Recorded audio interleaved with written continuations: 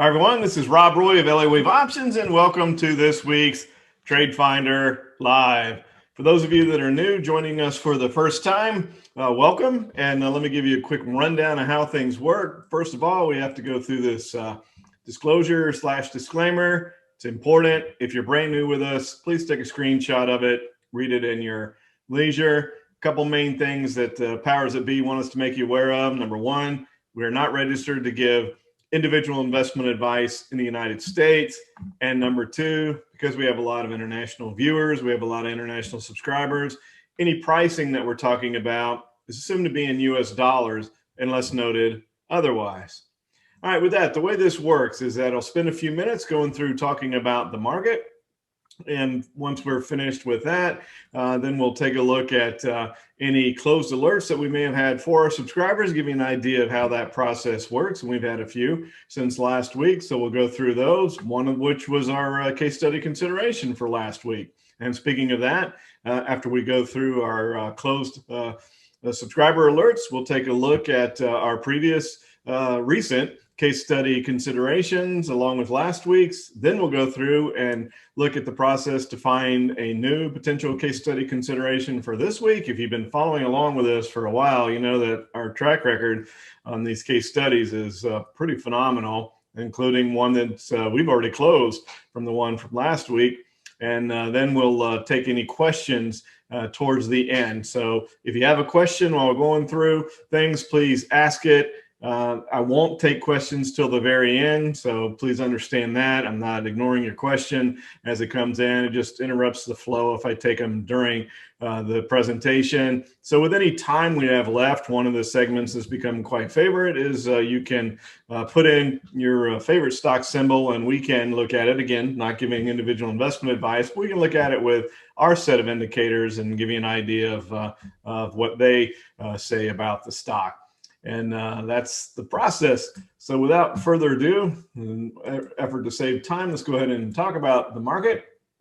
Here's where the market has moved to the upside. Hopefully you've seen the most recent SPY update where we talked about how we finally got a confirmation day after literally about a month of bouncing around. And I know you'll be tired or you'll be happy, and I will too, when I don't have to draw this zigzag pattern anymore to where we're on to something else. But if this doesn't show you the power of Elliott wave and Fibonacci, nothing is going to, with how strong this 100% C wave extension has been in this wave 5 and the 381 level where we came up, we hit it, bounced down, no follow through, broke above it, no follow through day. Remember, a follow-through day is a second consecutive day of a higher close if it's an upward break, or a lower close if it's a lower break.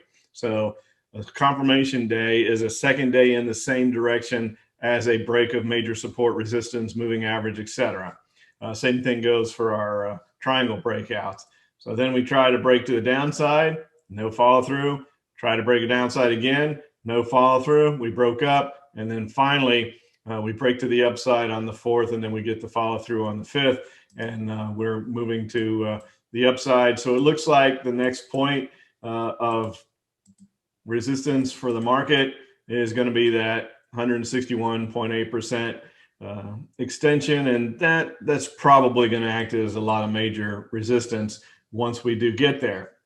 Looking at the 10-day moving average, we're a tiny bit overbought at this point, so a little bit of consolidation would be warranted. But right now, the futures are up 13.5, so at least for now, looking like potentially another higher open in the morning. So maybe we just run right there.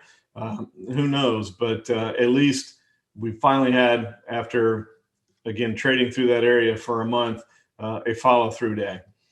So coming back down to the 10-day moving average again would not be out of the question. So even if we open higher tomorrow, we'll see if it can hold, or if we just take off and run that direction. If we look at the DMI, you can see the buyers are in control right now, and the ADX hasn't turned yet. Now, remember, the ADX is a touch more lagging. The two directional indicators are more responsive to the day-to-day movements in the market. but it takes a bit longer for the ADX to turn and move to the upside. But we've had, you know, what, 1, 2, 3, 4, 5, 6 days pretty much in a row. I know today technically didn't count. Technically, market closed lower, but in the process, we've been moving to the upside, and we've got these little tiny bars. So it looks like we're going to have some sort of a volatile day here in the not too distant future. Those days are just too small. Something's going to break, whether it's a big upside move or a big downside move. It looks like we're set up for something. So the ADX is not confirming this move to the 161.8% level yet, but we have had that follow-through day. So that's really about all there is to talk about as far as the market itself. And keeping an eye on that the 10-day moving average. So let's go back and look at some of the more recent case study considerations that we've had. And one, we went back to the 12th of January on Duke. So this is where we were with this big descending triangle pattern that we had in the pattern. We looked at this one last week as well, but just updating you. So from here, we'll just go boom. And you can see we've had a pretty nice breakout from the point of the triangle around 88, trading now a little bit of a down day today, but trading at 93. So a 5-point move to the upside on Duke. So this becomes, and this is the issue with the case study considerations, right? On TradeFinder is we identify these case study considerations, and it's up to you to figure out when you want to get out. Our alert service that we have for our subscribers, we send all that information. We send the entries, any adjustments, we send the exits. So, I mean, that's what the subscription fee is for, basically, in addition to some tremendous education that we have. But these, you have to make a determination for yourself on when you want to get out. Then the following week on the 19th was the XLK. So this was an ETF for the technology sector. And then you take a look, boom, look at that move to the upside that we've had there. So again, where do you want to take your profits? So how greedy do you want to get? It's a pretty nice move to the upside out of the XLK, going back to where we were. And then looking at just this little bit of a triangle that we had here in the wave 3, and we've talked about this a lot. Elliott talks about the smaller triangles that tend to get overlooked in the world of trading, and we focus on the larger ones as well in our volatility strategy, but these little ones matter. And this is a perfect example of why the little ones matter. So going back to that triangle, we were trading at 129, and now we're trading at 136. Pretty good move out of the XLK. So are you still in this? Have you taken your profits yet? What's your trading plan? You need to have all those questions set and ready to go. So here's DCI, which was on the 26th, where we looked at this, and we're trading at 60, and a little bit of a down day today. But even with that, we're trading above where the entry was, and could have closed it yesterday at 62. So looking at this, you could certainly make a case if you're still in this of why you're still in it, because we're getting kind of that 45-degree angle that I talk about all the time, where we're just churning ahead in this movement. And I like the 45-degree angle. If you're new, get used to hearing that, along with a few other rules that I say a lot. But the 45-degree angles, everything corrects, right? There's impulses and corrections. That's what the core of Elliott wave, that's what we believe as well. But the 45-degree angle moves, the corrections tend to be less volatile in nature. So looking at the DCI, you can see that, you know, that ADX is trying to curl up. It's between the two directional indicators, and it's trying to move to the upside. So there's a case to be made to stay long in this one, to stay in it. But you have to have your own trading plan in place as to what's your acceptable profit. How much profit are you looking to make on a position? So then the next one is MDC. And this is the one that we looked at last week. So here's where we currently are.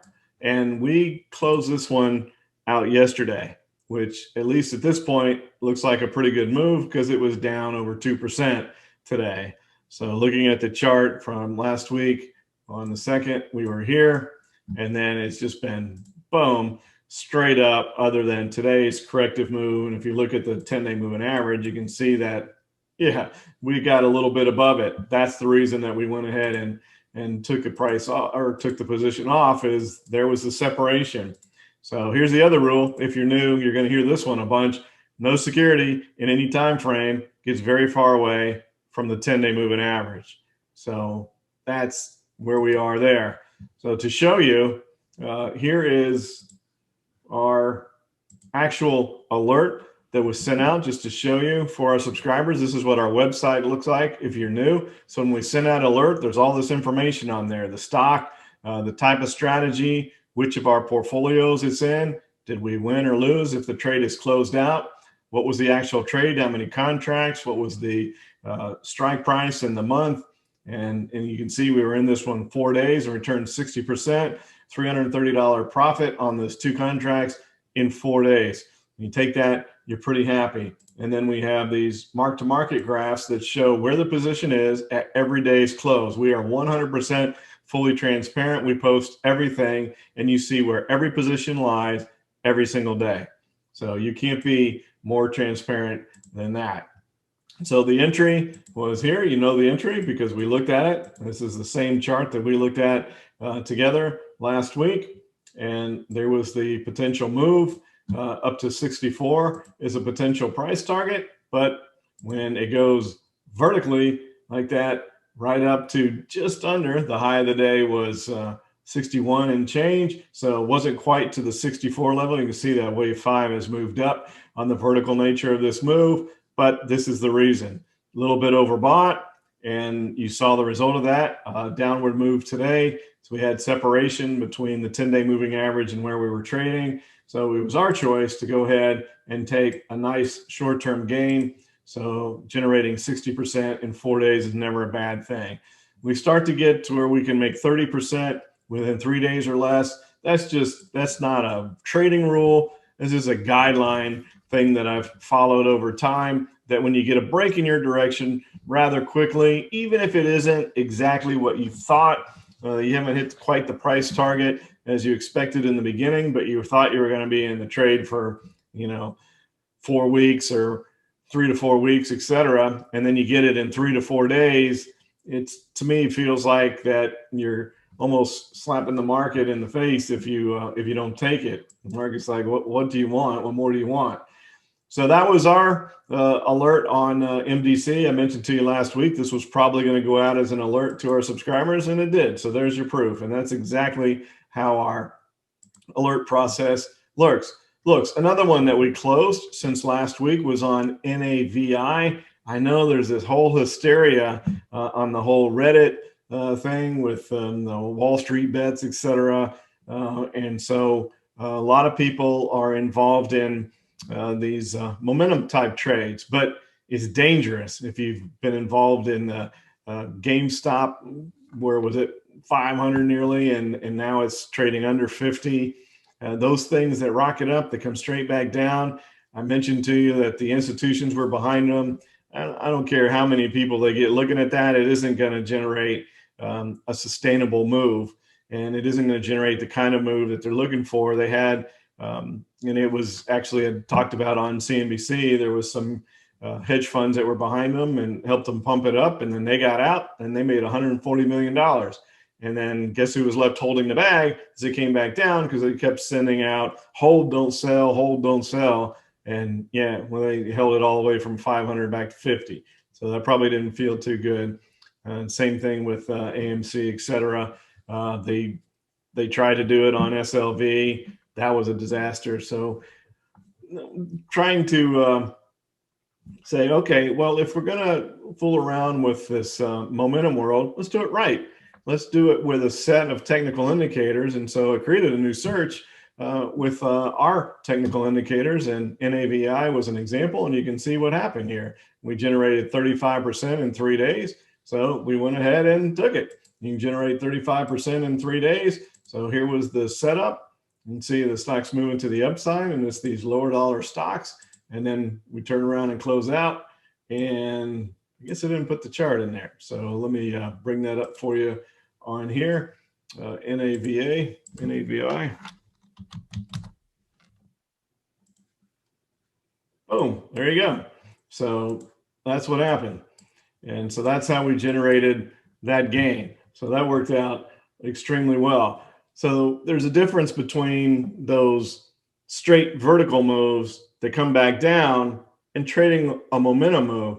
There's no question that these lower dollar stocks, the IWM, small caps have been doing well. So let's be a little bit more prudent about this and take advantage of the momentum, the liquidity in the markets, et cetera, but do it in a more structured manner than just throwing out comments and getting people all excited and trying to create short squeezes that you can't accomplish unless you have institutional support. I don't know if the institutions are going to stay behind them or not. We'll wait and see. So then the next one I wanted to show you was on ADM, because this is a really kind of an example of what we do here at Elliott Wave Options. We initially entered this position back here, and you can see it was in our volatility portfolio. It was a strangle.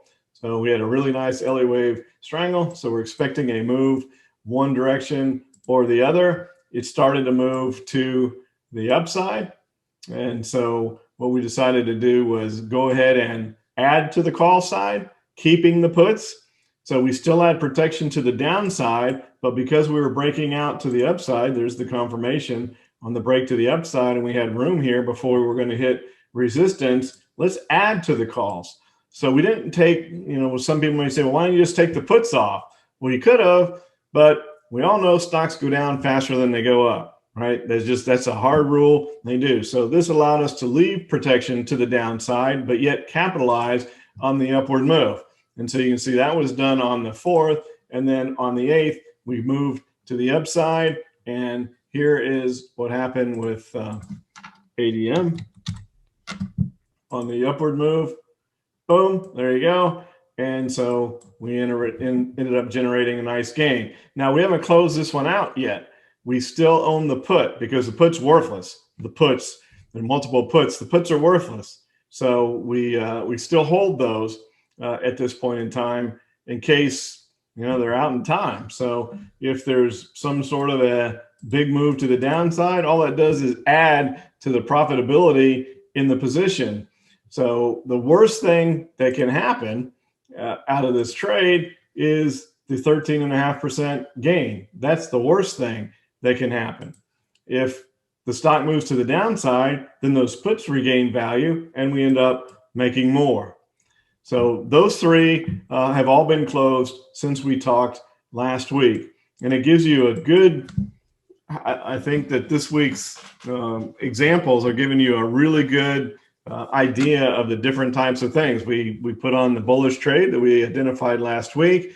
We're now created a new search for our subscribers in the momentum trade, but doing it again in a structured manner, not just with the craziness from to the moon type of stuff. And then in addition to that, we manage our trades. And so you could see the adjustment process at hand as well. So I thought that was going to be a really good overrun of how we do things at Elliott Wave Options. So if you're not a subscriber, we'd love to have you. We also have a class coming up. Watch for this. You're going to get notified of it, called Zig-Zag Mastery. And if you're not familiar with a zigzag is a directional pattern within Elliott Wave. It's one of the corrective patterns, flat zigzags and triangles.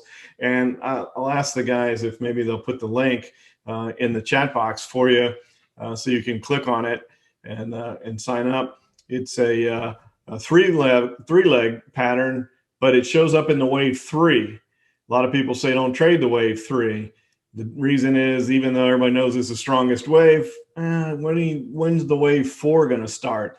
That's always the question when you're trading a wave 3. When does a corrective 4 start? But if you have a zigzag in the wave 3, now you have a target. Now you have an idea of where that pattern may end. And so you can trade in the wave 3, and we do it a lot. Trade a lot of zigzags. It's my favorite directional pattern. within Elliott wave. I know typical is the 1, 2, 3, 4, and 5, and you're used to seeing that. And trading the wave 5 is that's great. There's nothing wrong with it. It's core Elliott wave. But if you can get in and trade in the strongest wave and have an idea where the stock's going to go, a better idea than just, I don't know when the wave 4 is going to start, that's the best of both worlds, in my opinion. And so we're going to go deeply into that in the Zig-Zag Mastery class. So you want to see more about what we do, sign up for that. So hopefully the guys put that in the link. All right, so I see a lot of you are already sending out your symbols, and we'll get to as many as we can at the end. But before we do that, let's see if we can find a case study consideration for this week. You can see the run we've been on over the past 5 weeks. So let's see what we can find here. Now, this is a program. A lot of people ask about this as well, by the way. This is a program called ProfitSource. You can find out more information at ProfitSource.com. And it allows you to customize your own searches. The charts are very clean. You can adjust your indicators, like with the DMI. You can see normally the periods is 14. A lot of them have it set at 14 and 20. Well, I change them to 13 and 21. Why? Well, those are both Fibonacci numbers. They're in the Fibonacci summation series. And so I get used to looking at them from that standpoint. So there's a lot of cool things that you can do with this. And in addition to that, the manufacturers have put in here the pre-computed searches that I utilize. They're my searches. They're my criteria that I utilize for Elliott wave options. So our Elliott wave options subscribers that have ProfitSource are able to just click on a button and see the same exact results that I'm looking at every single day. It's a great learning tool, because people say, oh, well, that one showed up on the search, but you didn't send out an alert on that one. Why not? And then, well, this one showed up, but I wasn't clear on this. Why did you put this one as an alert? So it's a great learning tool, great learning experience for people to be able to look at exactly what I look at. And this is what I do every single day, is I look at these. And then they've also added in some other things. Now that we can trade in the wave 3 with the zigzag pattern, you can click here. You can see there's 9 stocks in the impulse portfolio. That's our directional portfolio. So you can click there, and then you'll see the 9 stocks. But if you want to see if any of those are in a wave 3, you can just come over here and click, okay, bullish wave 3. Let's see if any of those impulse strategies are in a wave 3. You can see 2 of them are.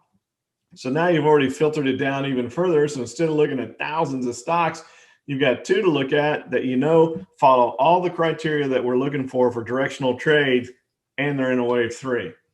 The home stocks, man, there's a bunch of those that have been showing up lately. If we take that wave 3 off, you'll be able to see that there's other home stocks that are in there as well. So putting the wave 3 back on, we can see Big Lots, which is a discount retailer, and it had a attempt at a move higher. So then what I like to do is take this stuff off, because we already know that it follows those rules, and then just look at the chart. So the last thing is that I apply the Elliott wave chart, which it's already going to do, because now we're saying we want it in a wave 3.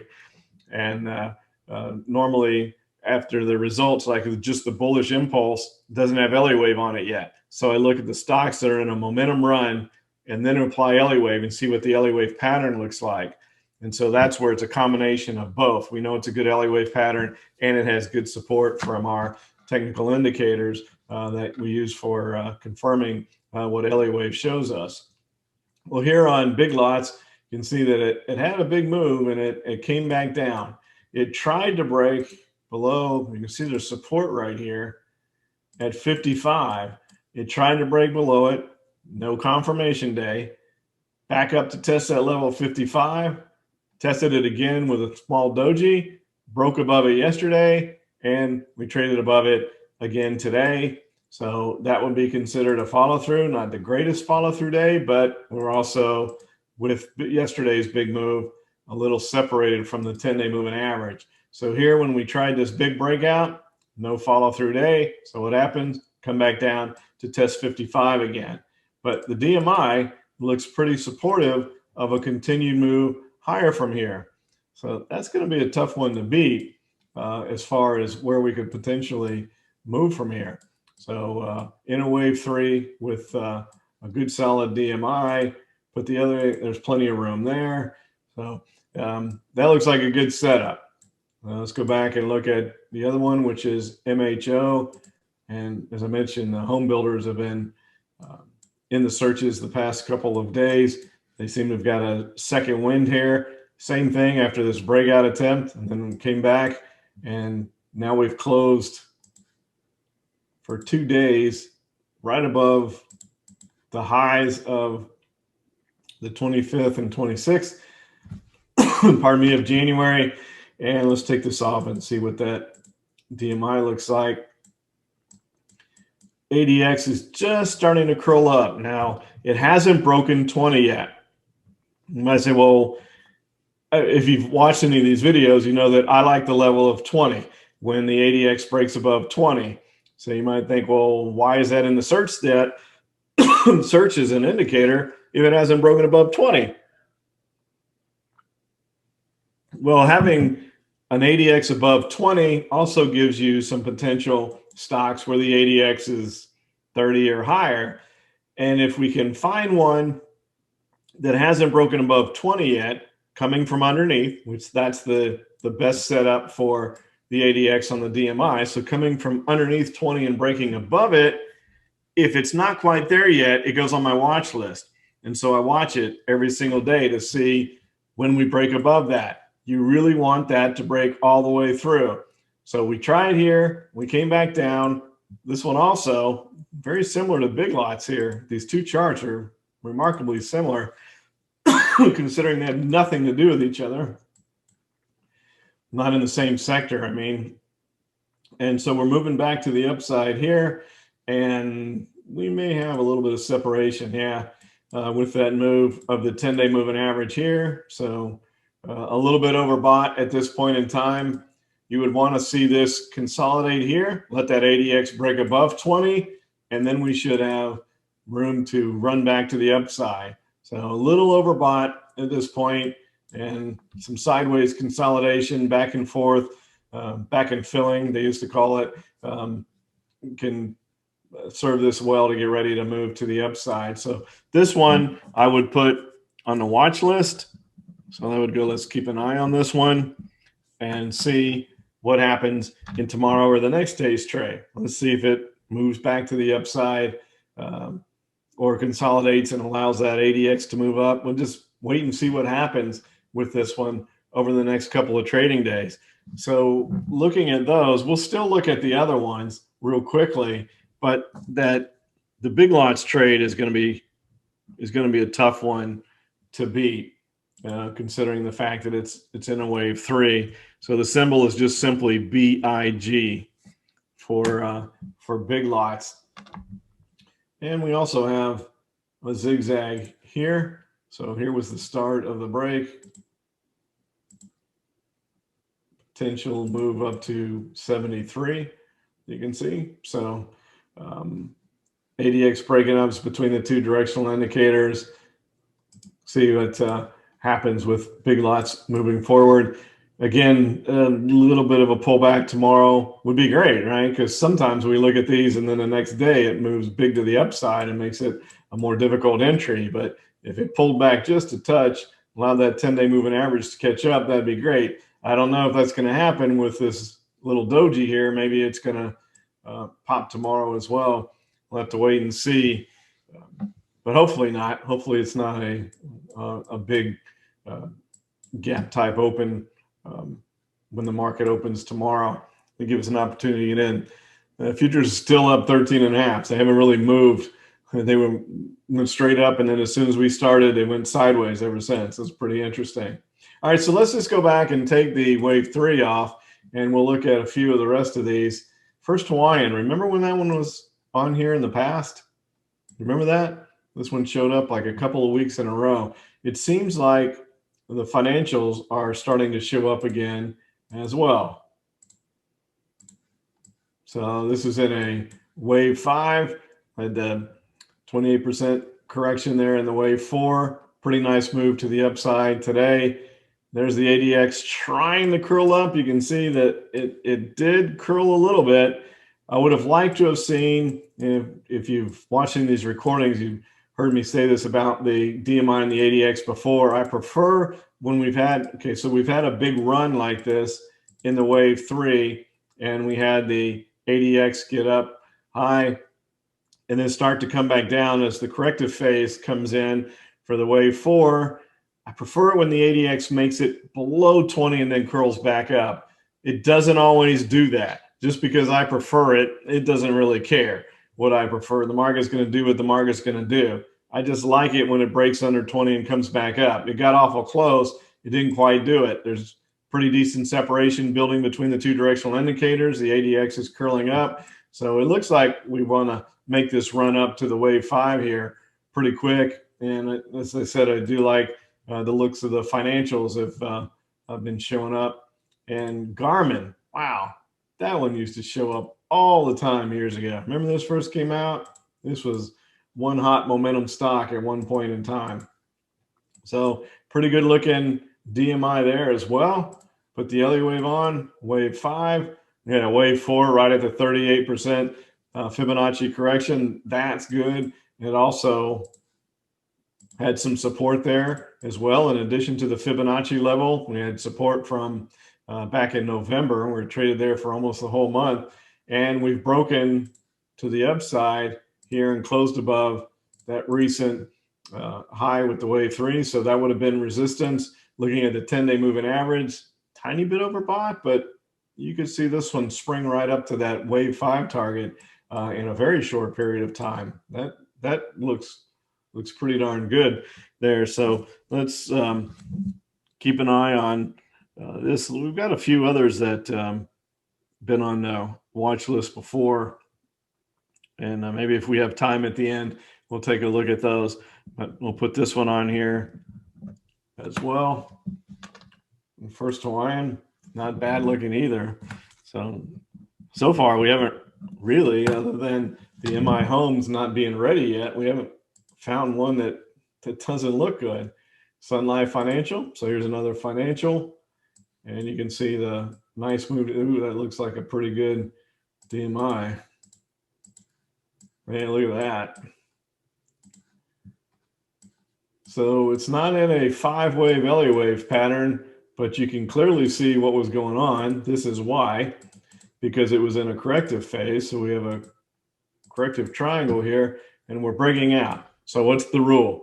We need the second day, right? We need the confirmation day. Clearly breaking out of this triangle, and we want that follow-through day tomorrow, and then it could continue higher from there. So that's another one to keep an eye on tomorrow as well. So we're getting a lot of results tonight, a lot more than we've had in the past. Another financial. So you can see that these financials are showing up. I know somebody's going to ask me about Tractor Supply. As you can see, it's on the search again. Somebody asks about that every single week, and we looked at that as a consideration in the past. So it looks like it's setting up to move again. Here we have, gosh, that ever so slightly got below 20. Look at that, below 20 to curl back up. Good separation in the directional indicators. So another financial that looks really good, and it just needs to break above this recent high. Let's see where the 10-day moving average is. Little tiny bit of separation, not a whole lot. Maybe it needs to consolidate a day or two underneath here before making a run at breaking it, but looks pretty good. We haven't found one that hasn't looked really good. There's another one that's another financial underneath there. So here's Tractor Supply. So whoever was going to ask about it, we're already there. Look at that move, just right straight up. Now you also know I don't like the vertical moves, so that makes me a little bit nervous for the near term. So we've gone vertically up, and we're at resistance from the previous 3. Now, just because I'd be shocked doesn't mean it isn't going to happen, but I'd be surprised after this big vertical run if it breaks this previous wave 3 without resting a bit first. Just a little bit of sideways consolidation here. Let that 10-day moving average catch up. then make the break and run up to 170.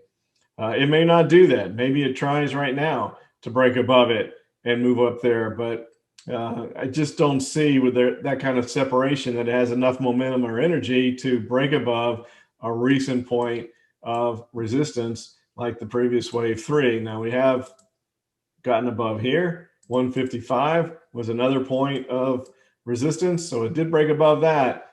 Just feel like it might want to rest a little bit. So that's one that I would be less, I mean, I think the target's going to happen, just would be less interested in the next day or two with that type of a vertical move. Stocks can go vertically, but they can't go vertically for very long. We'll go straight up, come straight back down. Just ask GameStop. So here is Columbia Banking. As I said, another financial. ADX didn't make it back to 20, but it's setting up for another move. The wave 5 is almost at 100% extension, which could yield a little bit of resistance there as well. The DMI looks good as far as the continued move, so it could have an extended 5 wave. So maybe we go to the 161.8% extension, but I'm just afraid that when we hit that 100%, that could be a little bit of resistance. So that one doesn't excite me as much. There's too many good financials to pick that one. So big lots we looked at, MI Homes we looked at. Those were the two that were in the wave 3. So let's look at M&T Bank, yet another financial. So I think you're getting the idea of all these financials that are showing back up. And you can see here that wave 5 that could extend. Man, we came down so close to filling that gap and it just didn't quite fill it. That's unusual to see it come that far. And people are like, well, isn't that close enough? Well, usually the gap gets fully filled. So I don't count that as the gap being filled yet. At some point in time, it is going to actually trade all the way down to this high. They got close, but didn't quite fully fill it. But now it's looking like it wants to run back to the upside. The DMI ADX just didn't quite break 20, but got awfully close. So is it close enough? You know, I just prefer it to be under 20 and come back up. That doesn't mean that it's going to do that, as I mentioned before. So ADX curling up between the two directional indicators. That one looks like it's ready to go as well. So number of financials, we could add in one of these financials if you wanted to as well. I mean, we've had weeks where we've looked at 2 different ones for potential case studies. So there's First Hawaiian, Sun Life breaking out of the triangle. Principal looks awfully good. Let's see what the options look. It'd be hard to not pick that one. So we're in the whole financial sector. PFG, let's see.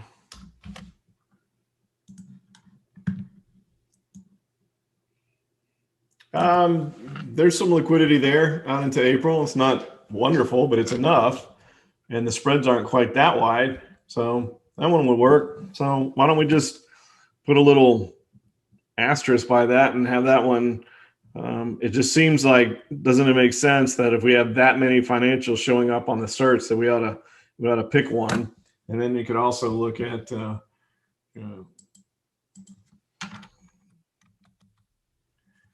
XLF.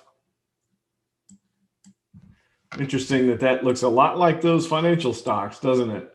So you could also consider, with all those results in the financial arena, you could look at the ETF as well. So consideration, the PFG pattern looks a little bit better than the entire XLF. So maybe not every financial is doing well, but certainly when you see that many stocks in the same sector, you want to look at an ETF that covers the sector. Maybe it just needs to break that wave 3 high before the DMI sets up a little bit better. So I think we'll just stay with our PFG.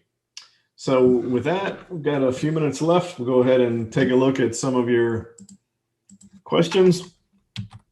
Tilray, why did I know this one was going to show up today? Talk about a vertical move. And if you watched, and I showed you this as a place to consider on the SPY updates a couple weeks ago. So I'm going to switch that for a second. THCX. Do you watch the S&P updates? You know that this was there as a potential place to put money for this year. Look at that. How about that move? So if you follow that, you're a pretty happy camper. And so that's the ETF with the cannabis stocks. And there you go. There's Tilray. That's the one that if the Reddit guys were talking about. And question is from Greg, do I think this is a massive short squeeze? And I was actually talking about this specific stock with some other trader friends today. And no, I don't. And here's the reason why I don't. Because back on, and look at this date here. Look at that date where it moved up 13.25%. What date was that? January 6th. That was the day that we found out that the Democrats were going to win both of those Senate runoff seats in Georgia, and that they were going to technically control the Senate with the vice president being the tie-breaking vote. And with a more liberal-minded party in place now with the Democrats, the expectation is that probably more states are going to be legalizing marijuana, and that process would go a little bit quicker. So as soon as that news came out, then you started to see these cannabis stocks move higher.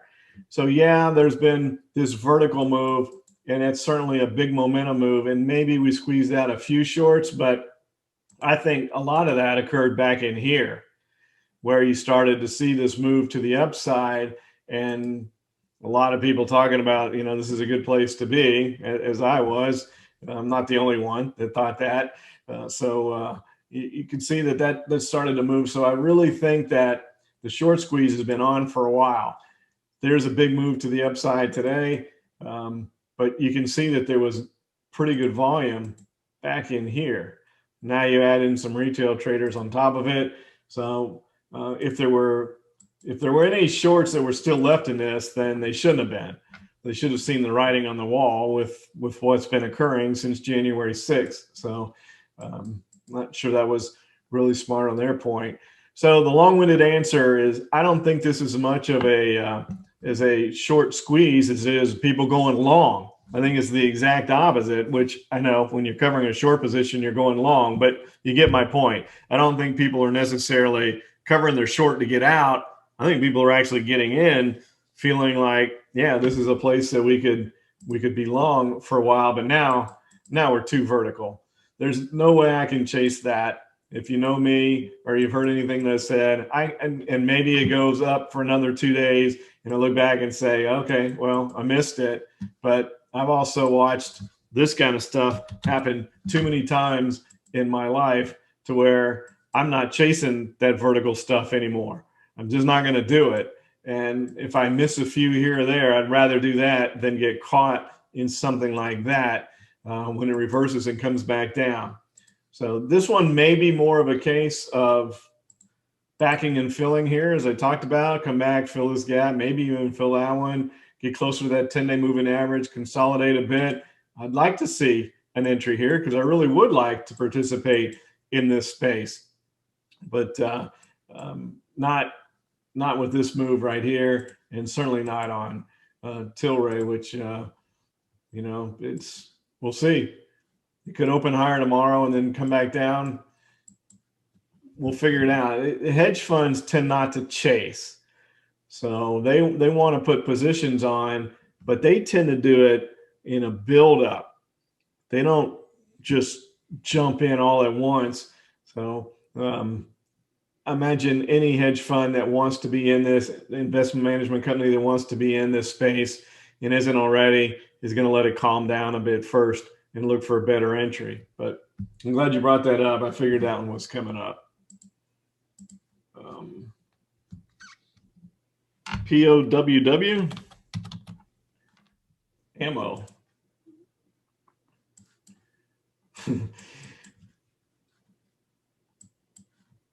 So I don't know anything about this one, but I assume this is obviously something to do with guns and ammo with that symbol.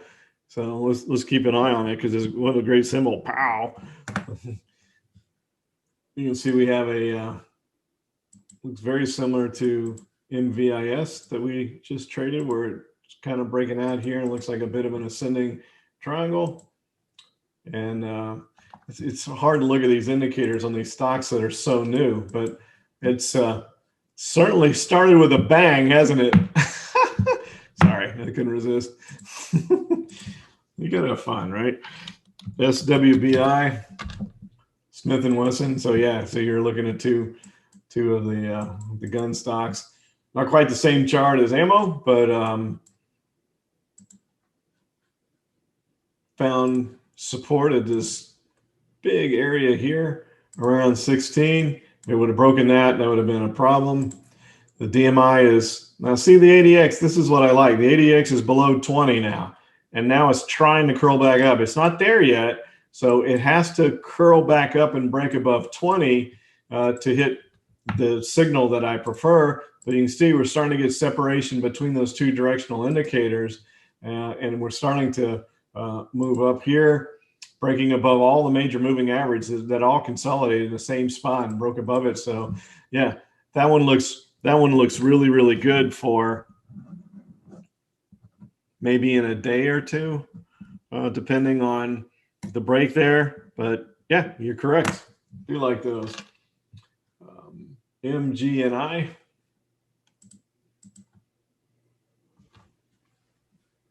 Just want to know how much more it can run. Well, if it's already vertical, I'm just going to say that it's too vertical already. I just don't like chasing this vertical stuff. Well, I like the ones that we showed for the momentum. You just don't know when this is going to reverse. And the DMI, when you get one that goes vertically like this, you almost have to discount the DMI a bit. Then I'm more interested in looking at what's going on with the CCI. How close is it?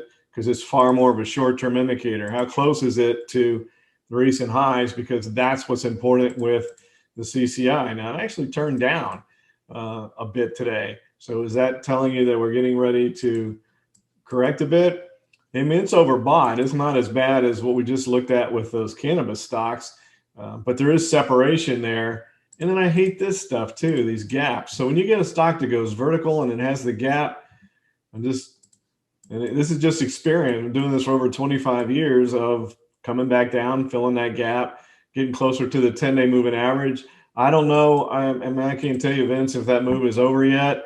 I mean, it could go vertically another day, maybe two. I don't know. But I couldn't chase it right now, not with that kind of a chart pattern, because that could all be retraced in one day. Those three big vertical moves there could all get wiped out in one single corrective day. And it happens all the time. So let's look at Apple.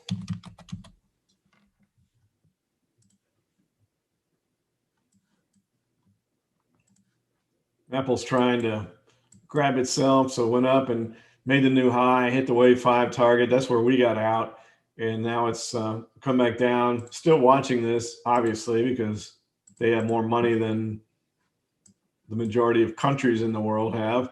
So really great wave 4 corrective move, looking to see if it's going to build back up and try to make a run at a extended wave 5.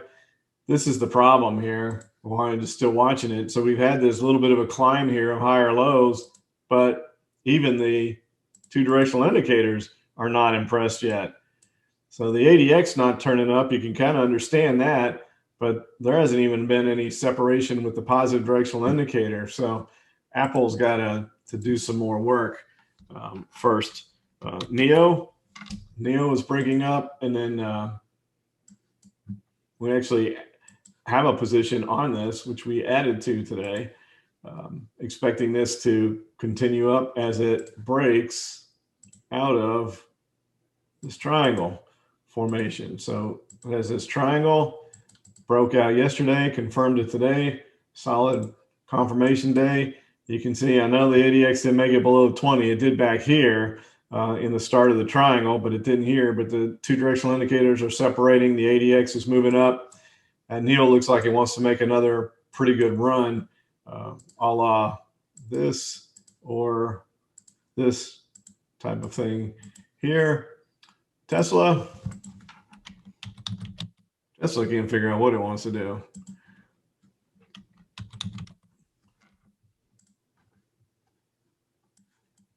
So we had this triangle and then false breakout there, false breakout there.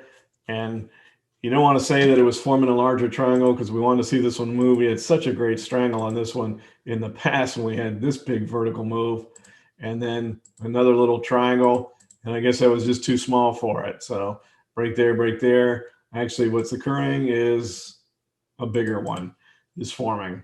And that's what happens. You never get two false breakouts. You've heard me say that before. So it just was an odd pattern formation here that started a larger triangle. Now, the good part is a larger triangle. It's frustrating because it takes longer to break out. But when it does, the breakout is usually rewarded because the breakout is usually more volatile. So which way is Tesla going to go? Most people didn't think it was going to make it this high. Can it get this far and not go to 1,000? You know, as far as that tractor beam effect, I don't know. We'll see. Baidu has been on a tear, hasn't it? I mean, Baidu really has been moving. And there you can see a pretty big update today. And here's one of those little triangles. You know, we talk about this. There's one right there. And then it broke. And in testing the breakout, which tells you that it's probably not coming back down here for a while because it already tested that breakout, formed a little bit of a descending triangle, broke out. Now we're in a zigzag pattern. So there's all kind of Elliott wave stuff going on here with this one. And so the issue would be we hit the 100% extension today. That's where it's supposed to go. Is this going to extend up to 161.8? Well, that would coincide with the wave 5 target. And then you look at the DMI and you're like, golly, I mean, it's strongest part of the move is over.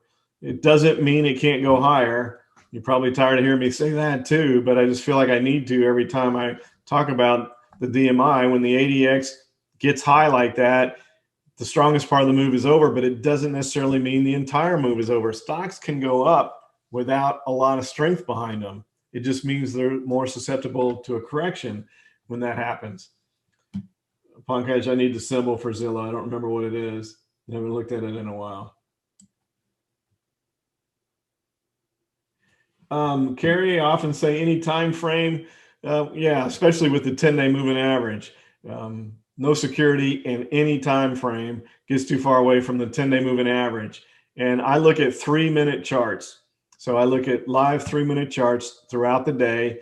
All the decisions that we make for alerts are based off end of day with the search parameters. But when I'm watching the market throughout the day, which I do every day because it fascinates me to watch the market, is a 3-minute chart. And if you put the DMI, CCI, if you follow zigzags, triangles, and all that stuff shows up on 3-minute charts, just like it does off of end of day. The patterns show up, again, as you said, Carrie, in any time frame.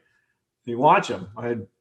The story that I love to tell is the friend that got stranded in the Orlando airport, had no idea what a zigzag was, talked about it, and came over, stayed for the night. We're watching the futures, one set up, put the trade on, it hit, stayed all day, missed his flight, the rescheduled flight, because we're just trading intraday futures. It doesn't matter what the time frame is. The patterns are all still the same. Yeah, Tesla and Amazon, everything is still good with those. The dollar, we just looked at that in the SPY update. So we'll update that one again. So it's out there. MET, this one actually showed up on one of the searches as well.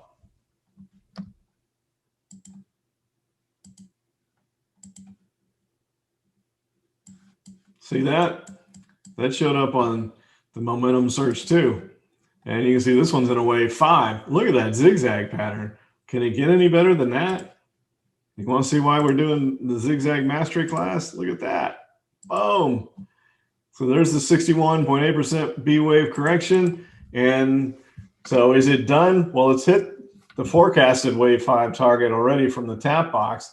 If you add in the zigzag pattern, which I like, it's almost there. So is he going to get there tomorrow? Maybe. You know, does it need to rest? Yeah, because there's a 10-day moving average, but it's so close. Maybe it just hits that target and then rest. But I couldn't chase this one right here. I didn't. I mean, it's on the search, but momentum search, but there's no way. No way I can chase that. FCX Copper, you know, Dr. Copper, we did that recording on that before. A lot of people look at copper. Copper is the main indicator from the metals as far as economic health.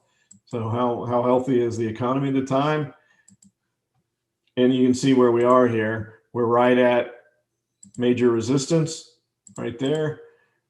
And a little separation here, not too much, but a little bit. So we'll see if that breaks from there. We look at the DMI. See, the positive directional indicator followed this. The ADX is trying to turn, but why did the negative directional indicator move up today? So it's not the greatest setup from the DMI, and you're at resistance. So according to the wave 5, we got a long way to go. But I think we need to set this up to break that wave 3 where the indicators are showing some strength and some momentum to move. So whether or not it does it in the next day or two, not so sure.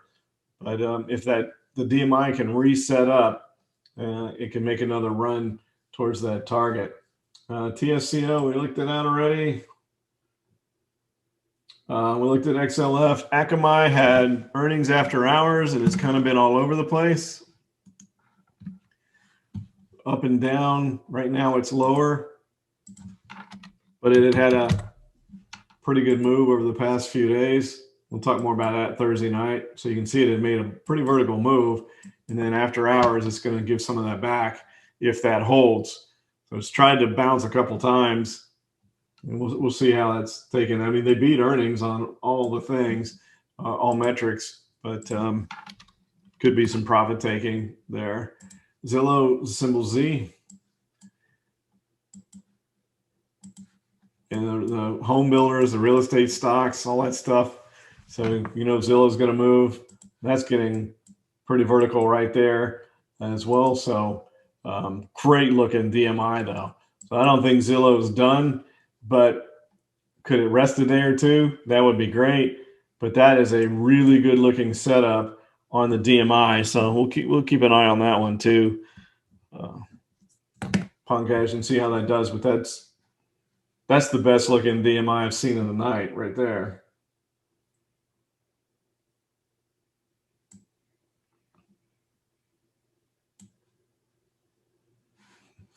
Bitcoin, of course. That's a good one to finish on, right? Because everybody wants to see Bitcoin. So we're going to be doing some more stuff on Bitcoin, and we talked about this wave 5 target right here, back here when it said it needed to rest back here on the recording, and it did. Not only did it rest, it went into a triangle. Somebody actually posted on after these 2 days here. Somebody posted on YouTube when I said, well, it needs to rest because we had that vertical move. There was a 10-day moving average, and then there was the next day. And they're like, was that enough of a rest for you? So then we consolidated into this triangle and wave 4 corrective move right to the 38% level. And so then we have the wave 5 target up at 52,000 and pretty darn close there. So the high of the day was 47,000. What's going to happen once we get there? Well, now again, we need to rest again, right? Because there's way big separation here from where it's trading and the 10-day moving average. So there's huge separation. It needs to rest. But is it going to hit this target first? Well, we'll wait and see. But that's awfully close. A little bit of backing and filling. Maybe we need to come back down here and test this, but mean, the expectation for the long term from a lot of people is Bitcoin makes it to 100,000. Now, when does that happen? Who knows? We had the Elliott wave pattern at 52,000 in the not too distant future, and that's there basically, almost there. In fact, we've hit the lower end of the tap box already. So that's on the SPY recording as well. So a lot of the stuff that we're talking about is backed up and verified on those recordings. If you go back and look at them, if you haven't been watching them. So it's after 10 already, so we're on a little bit over, but that's a good one to finish on, especially since we had talked about it a while back. Thanks everybody for your attention. Appreciate it. Hope you have a good week. Don't forget to sign up for that Zig-Zag Mastery. You're going to like that class. I promise you there's going to be a lot of passion behind it because it's my favorite pattern. So thanks again for your attention. See you next week.